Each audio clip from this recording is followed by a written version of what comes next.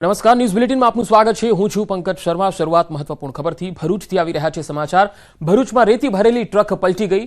ઝઘડિયા સેવા સદન કચેરી નજીક આ બનાવ બન્યો। ખનીજ ખાતાની સુરત ફ્લાઇંગ સ્ક્વોડ ચેકિંગમાં હતી। આ ચેકિંગ જોઈને ચાલકે કૂદકો માર્યો અને ટ્રક પલટી ખાઈ ગઈ।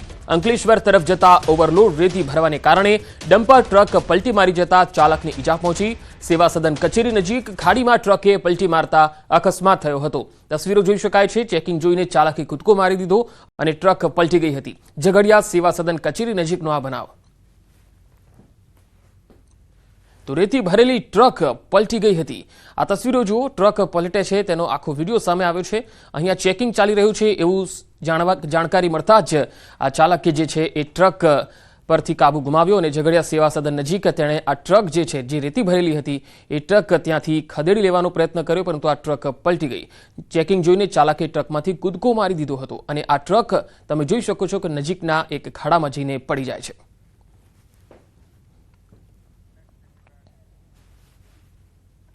મહેસાણામાં સિમેન્ટ ભરીને જતી એક ટ્રક પલટી ખાઈ ગઈ। મહેસાણાના બાયપાસ ફતેપુરા સર્કલની ઘટના છે। અહીંયા ટ્રક ચાલકે સ્ટીયરિંગ પરથી કાબુ ગુમાવતા આ ટ્રક પલટી ગઈ। ટ્રાફિક નિયમન પોલીસ કર્મીઓ નજીક જ ટ્રક પલટી હતી। સદનસીબે આ ઘટનામાં પોલીસ કર્મીને કોઈ ઈજા થઈ નથી। ટ્રક ચાલકને ઈજા પહોંચતા તેને સારવાર માટે ખસેડાયો છે।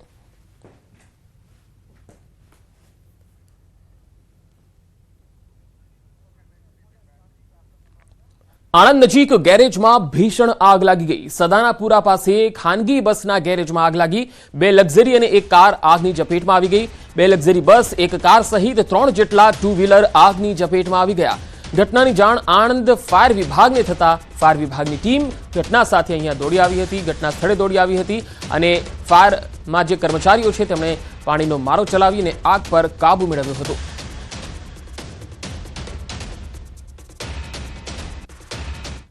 તો આણંદ નજીક ગેરેજમાં જે ભીષણ આગ લાગી હતી આ તસવીરોમાં જોઈ શકાય છે કે આખું ગેરેજ અને તેની અંદર જે વાહનો હતા, આસપાસના જે વાહનો હતા એ પણ આગમાં ભસ્મીભૂત થઈ ગયા હતા। ખાનગી બસના ગેરેજમાં અચાનક આગ લાગી ગઈ હતી, જોકે ફાયર બ્રિગેડે આગ પર કાબુ મેળવી લીધો। આ તરફ સુરેન્દ્રનગરમાં એક ગોડાઉનમાં લાગેલી આગ કાબુમાં આવી ગઈ છે। ગોડાઉનમાં અચાનક અહીંયા આગ લાગતા દોડધામ મચી ગઈ હતી। આ ગોડાઉનમાં રાખેલ મગફળી બળીને ખાક થઈ ગઈ। શોર્ટ સર્કિટને કારણે આગ લાગી હોવાનું પ્રાથમિક અનુમાન છે। સરકાર દ્વારા ખરીદી કરી ગોડાઉનમાં રાખેલ અંદાજે 1500 થી 2000 બોરી મગફળીનો જથ્થો આગમાં બળીને ખાક થઈ ગયો। સવારનો સમય હોવાથી ગોડાઉનમાં કોઈ હાજર નહીં હોવાથી સદનસીબે કોઈ જાનહાનિનો બનાવ ન બનતા દુર્ઘટના ટળી ગઈ। સુરેન્દ્રનગર અને થાન નગરપાલિકા સહિત 5 ફાયર ફાઇટરની ટીમ દ્વારા આગ પર કાબુ મેળવવામાં આવ્યો।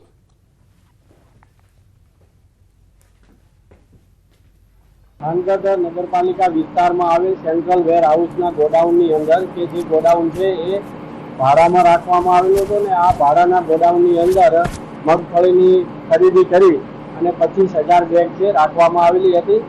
કોઈ કારણોસર શોર્ટ સર્કિટના કારણે આગ લાગી હોવાનું પ્રાથમિક દ્રષ્ટિએ જણાય છે। હાલ 5 ફાયર ફાઇટરની ટીમો દ્વારા આગને કાબૂમાં મેળવી લીધો છે। બીજો જે જથ્થો અહીંયા કપાસ ને વગેરે જે જણસી પડી છે તેને કોઈ નુકસાન થયેલું નથી, પરંતુ મગફળીના જે સ્ટેક છે એ સ્ટેકના ઉપરના જે ભાગ છે એ ઉપરના ભાગ અંદાજે 1500 થી 2000 કટાને હાલ બળી ગયેલા માલુમ પડે છે। અને હવે વાત રીલ્સના ચક્કરમાં કેનાલમાં કાર।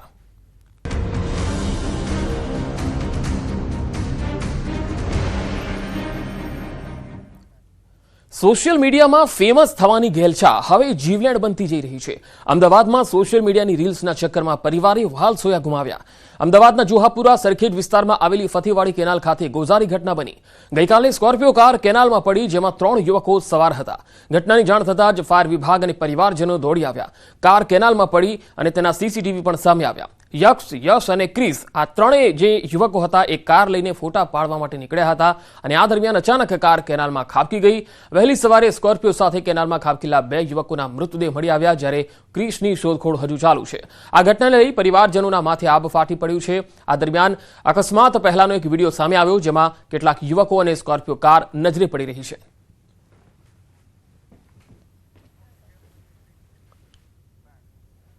અને હવે વાત પ્રમુખના તાજની।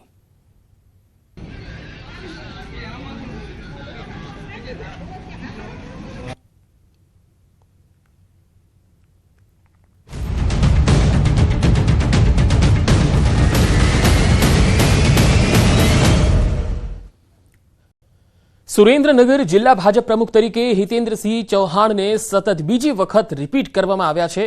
સત્તાવાર રીતે સાંજે જિલ્લા ભાજપ કમલમ કાર્યાલય ખાતે જાહેરાત કરવામાં આવશે। ભાજપના નેતા પ્રદીપસિંહ વાઘેલા દ્વારા પણ સોશિયલ મીડિયામાં પોસ્ટ દ્વારા પુષ્ટિ કરવામાં આવી।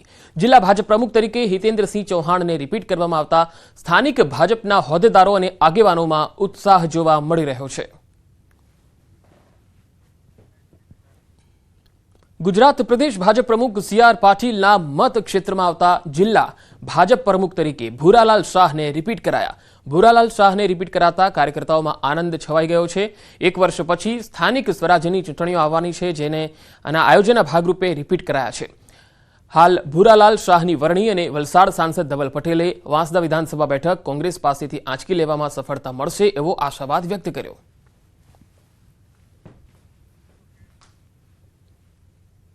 नवसारी जिल्लाना प्रमुख तरीके प्रदेशना अध्यक्ष श्री सीआर पाटील साहेब અને મુખ્યમંત્રી શ્રી ભૂપેન્દ્રભાઈ પટેલ સાહેબ અને સંગઠનની ટીમ ને સાથે સાથે કેન્દ્રીય નેતૃત્વએ જે મારા પર વિશ્વાસ મૂકીને મને ફરીવાર નવસારી જિલ્લાના પ્રમુખ તરીકે જે જવાબદારી સોંપી છે એ બદલ પ્રથમ તો શેષ નેતૃત્વનો ગુજરાત પ્રદેશ અને કેન્દ્ર રાષ્ટ્રીય સંગઠનનો હું આભાર માનું છું અને આ વિસ્તારના કેવી રીતે વધારે વધારે વિકાસ થાય એના માટે સતત ચિંતા કરતા હોય। અત્યારે જ અમારા નવસારી જિલ્લામાં મેડિકલ કોલેજ પણ આવી, સાથે સાથે ટેક્સટાઇલ પાર્ક પણ આવ્યું, સાથે બીજી અનેક આવનારા વર્ષોમાં જે નવસારી મહાનગરપાલિકા બની છે તો નવસારી શહેરનો બી ખૂબ સારી રીતે ઝડપથી વિકાસ થશે અને નવસારી જિલ્લાની ટૂંક સમયમાં જ થોડા સમયમાં રોજગારીની તકો પણ ખૂબ મોટા પ્રમાણમાં મળી રહેશે।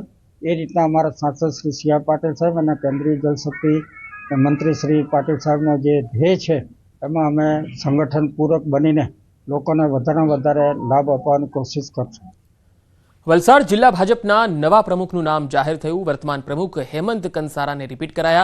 हेमंत कंसाराने रिपीट कराता कार्यकर्ताओं और समर्थकों उत्साहનો माहौल જોવા મળ્યો। वलसाड जिला भाजपना नवा प्रमुखનું नाम जाहिर થયું છે। हेमंत कंसाराने रिपीट कराया છે। हेमंत कंसाराने रिपीट कराता कार्यकर्ताओं उत्साहનો माहौल છે।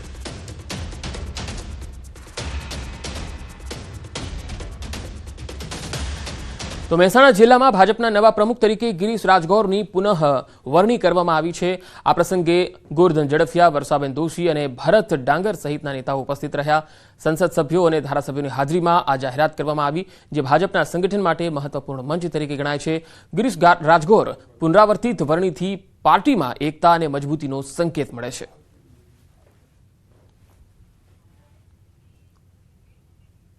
આ જવાબદારી પાર્ટીએ જે મને આપી છે પ્રમુખ તરીકેની, શું મારું શીર્ષ નેતૃત્વ, રાષ્ટ્રીય નેતૃત્વ છે, પ્રાદેશિક નેતૃત્વ છે અને જિલ્લાનું નેતૃત્વ છે અને સૌથી વધારે મહેસાણા જિલ્લાના કાર્યકર્તા ભાઈઓ અને બહેનો, આ બધાનો ખૂબ ખૂબ આભાર માનું છું અને સૌને સાથે રાખી અને આગળ ચાલીશું અને અત્યાર સુધીના જે તમામ કામો કર્યા છે અને તમામ રીતે સંગઠનમાં ચૂંટણીઓ જીતી છે, એનાથી વધારે ચૂંટણીઓ જીતવા માટે તનતોડ મહેનત કરી અને પાર્ટીને આનાથી વધારે પ્રગતિ કરાવી અને ઊંચાઈઓ પર લઈ જશું। તો ભાવનગરની વાત કરીએ તો અહીંયા શહેર ભાજપ પ્રમુખ માટે કુણાલ ખાંતીલાલ શાહની વરણી कराई છે। અગાઉ વોર્ડ પ્રમુખ અને શહેર યુવા મોરચાના પ્રમુખ તરીકે પણ કુમાર શાહ રહી ચૂક્યા છે। કુણાલ શાહ મહાનગરપાલિકાના ડેપ્યુટી મેયર પણ રહી ચૂક્યા છે અને કુમાર શાહ 21 વર્ષથી ભારતીય જનતા પાર્ટી સાથે જોડાયેલા છે।